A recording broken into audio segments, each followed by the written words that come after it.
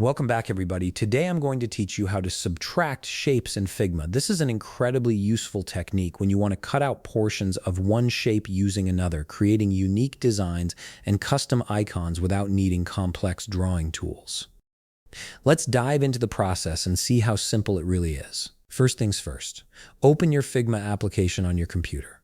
Once you've launched it, go ahead and open the project you want to work on. This could be any design file where you're planning to create or modify shapes. For this tutorial, let's say you have two shapes already on your canvas. One is a rectangle and the other is an ellipse. These are the shapes we'll be working with to demonstrate the subtraction feature. Now here's where the magic begins. Click on the ellipse shape and drag it over to the rectangle. Position it exactly where you want the cutout to occur. The placement is important because wherever the ellipse overlaps the rectangle will determine what gets subtracted from the final result.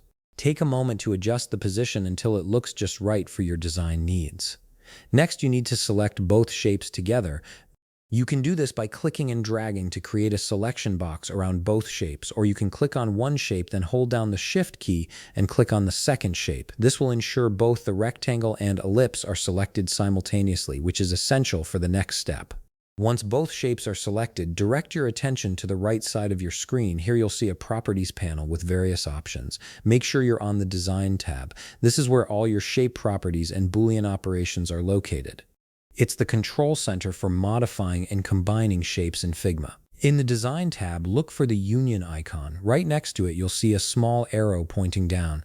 Click on this arrow to reveal a drop-down menu with different boolean operation options. From this menu, select Subtract. This operation will cut out the overlapping area of the ellipse from the rectangle, creating a clean cutout effect. And that's it. The subtraction is now complete. If you look over at the left side of your screen in the Layers panel, you'll notice a new layer labeled Subtract.